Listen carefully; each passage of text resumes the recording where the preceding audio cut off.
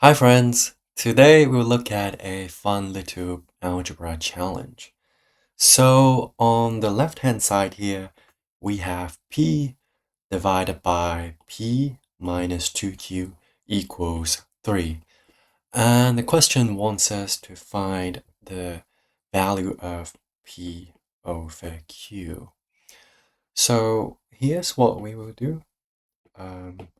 We're gonna write the given expression again. So we have p divided by p minus 2q that equals 3.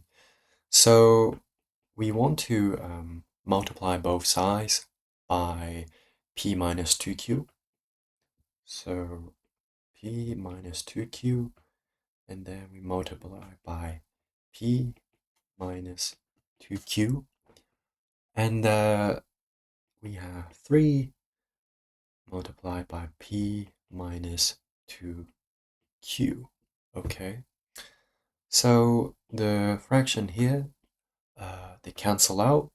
So we are left with p equals 3 times p, that is 3p, and then 3 times minus 2q is minus 6q. So we will rearrange this and let's put all the p's to one side, okay? So p minus 3p, and then 3p minus 3p minus 6q.